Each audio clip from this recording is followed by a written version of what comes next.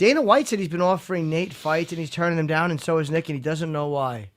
So I don't know. The Diaz brothers are just waiting for something, holding out for Conor. I don't know what's going on. Well, listen. Anytime they want to fight, I'm watching. They got my money. And how about now that Dana thinks he really thinks Mayweather, Conor is going to happen? It's amazing how this is going back and forth. Nobody knows the fucking answer. Nobody. Even Dana's gone back and forth. Like, I think he thinks it's never going to happen, and now he's like, I think it's going to happen.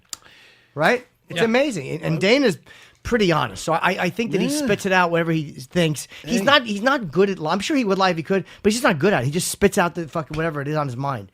So when he said that he didn't think it's going to happen, I believe him. Right. Well, he's saying there's too much money involved for it not to happen. Yeah. And everyone's saying, here's what I think happens. Maybe Conor loses on a decision. I don't think Floyd could knock Conor out because he could throw fast enough. And he's again, Conor hits really hard, but these are different gloves than he's used to hitting with. Yeah. He's got half his weapons. It's a big difference, dude. When you're used to only fighting from the waist up, no kicks, no takedowns, no looking out for guys. There's so many things that Conor has to adjust to that he won't, and he's fought other guys that hit hard. So I would say Mayweather, but it's the first time I'll ever root for Conor. I want to see Conor fucking knock him out. I can't stand that motherfucker. The thing that Conor has going, Floyd, I mean, the thing that Conor has going for him is that he literally has nothing to lose, and he seems very unafraid. Dude, if I had a boxing match with Floyd Mayweather, the guy'd be all over the place, jab me around. I wouldn't even give a shit if I lost a boxing match with that guy, because I know in a real fight I'd take him down and rip his shoulder off. Like, I'm just saying, I wouldn't care if I got beat up in a boxing match. I'd take him down and rip his shoulder. Like, I know that would happen. The guy would never box again. In a street fight, you think you could take him down? Oh, don't be ridiculous. I'll take him and a couple of his bodyguards. You know what I mean? They'd line him up. I mean, that's just reality. I'm not even bragging. I'm just reality, you know? I mean, so, like, in Conor's mind, really, he could put everything into it. And if he, the worst that could happen is if he gets laid out and then go, you know what? All right. I could, in a real situation, though, I could still kick your head off and take you down and choke you. So it's like, do you really lose that much? Like, does it hurt your pride that much? I don't know. Well, Floyd's risking his undefeated record. Yeah. He's 49-0. Yeah. Well, listen, I don't know. These guys are going to make so much freaking money. It's like, I don't feel bad for either one of them. It's a win-win. Listen, but again, with boxing, make the fight happen already. Month after month has been going by. This is all boxing shit holding it up. Well, I'm sure that's something to do with, but isn't he still in contract with UFC and Dana and everything? I'm sure. So listen, there's a lot of stuff I'm sure they got to get right. Dana was talking about the deals.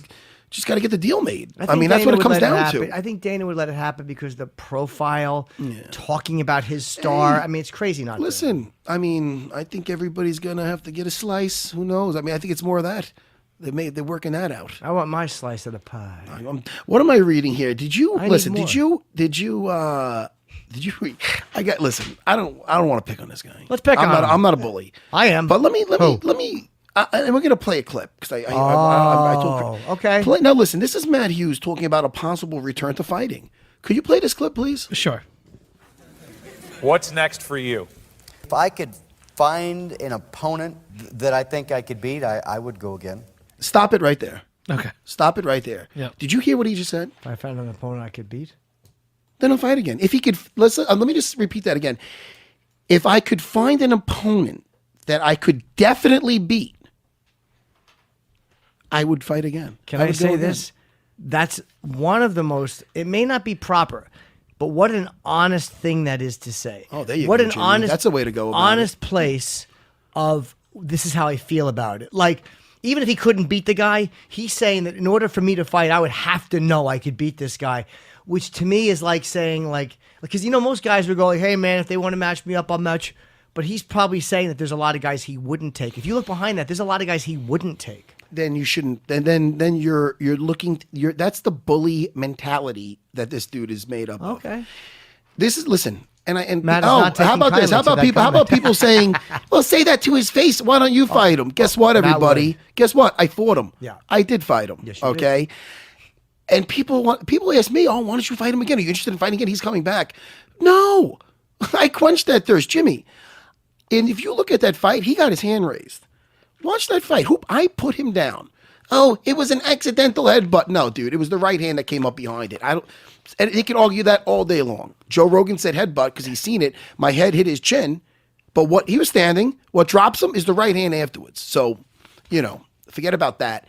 I knocked him down. I threw him with a fucking 3-pointer, man, a 5-pointer. I don't know how it is with wrestling, but his feet went to the ceiling basically. When I got on top of him in the last how many seconds, I landed a few right hands, which was better than he did the whole fucking fight.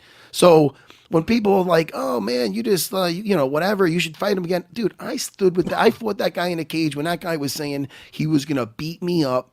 And he didn't want the ref to end it. He wanted me to just keep beating me up and make me think about what I said. So I already fought the guy. So I feel like I quenched that thirst. I really could care less. But my point is... Oh, you think that's a bully thing, though, when he's saying... Dude, how about this? How would you feel if I said, Jimmy, I want to fight again, but I got to find somebody I could beat, though. I got to... What?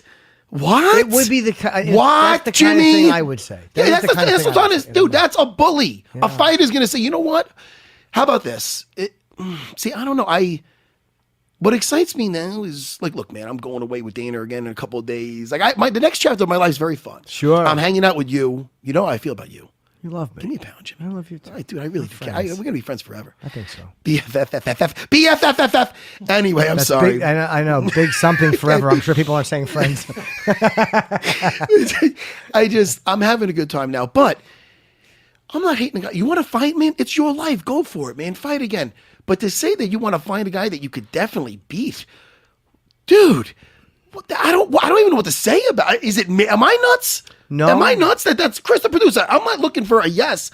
Like, oh no, Matt, you got tell me how I got that. We wrong. both heard that differently, but your take. How on it did is I hear that differently? Tell just me. because I don't know the guy, I have no investment in Matt Hughes. I don't know him. I have no feelings about him. So So you hear that statement? What do you think he's saying? That But when you make this point, I can definitely see like, oh yeah, that makes sense. When I hear him say, if I could find a guy I could definitely beat, I look at it like that was an honest thing to say. I'm not saying right, but it was an honest insight. It's almost like when you spit something out that doesn't make you look great, there is an honesty to it. Like, because again, even if he knows he's not going to fight, if he had come out and said, because deep down, like in his mind, if he had said, I got to find a guy I can beat or I'm not doing it. There are guys who feel that way. But they don't say it. Let me tell you, before I officially hung him up, I was thinking about like doing one more, and I was looking around. I'm thinking like, it was more about not fighting a tough guy, not fighting a guy that I think I could take for sure.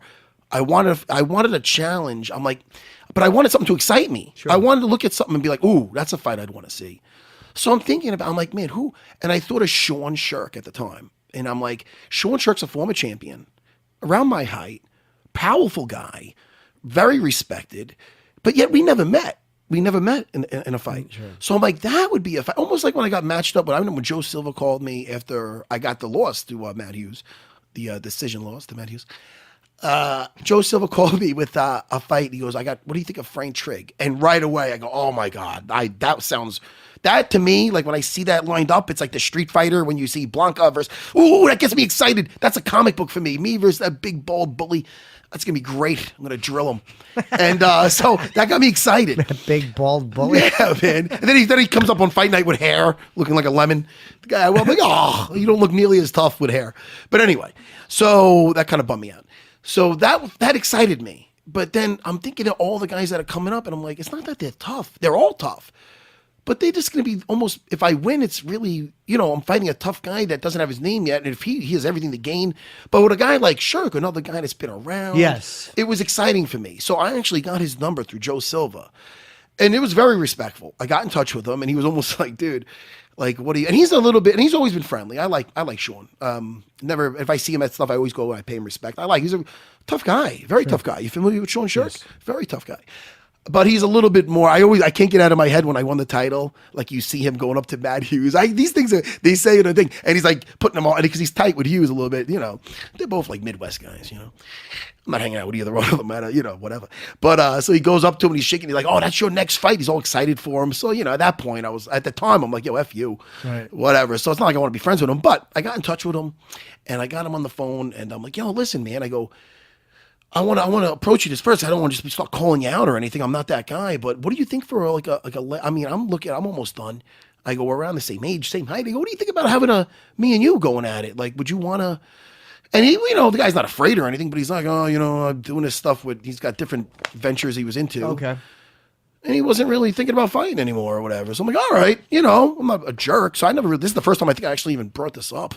But But that's what was. Then I'm just like, whatever. Then I just started losing interest. Then other things came up, and I quenched my thirst at the cage. Yeah, you did what you had to do. You Yeah. came back again, a fairy tale ending. You won that title out of the Oh, yeah. house. I mean, it's amazing. Listen, it's an anything amazing story. like I always it's like said, a Bisping story. like anything after me winning that title and whatever, anything after that, if I had the movie of my life, would be just like in the credits after, like like during like right before they show the credits, they show a little. All right, he won the title. The movie would end with me winning the title, and then he would be like, oh, and then he went on to lose it, and then then he's with Jimmy Norton. Oh, he's doing so well for himself. What? Something nice. I'd play you a nice young man. I want to play Matt when he was younger.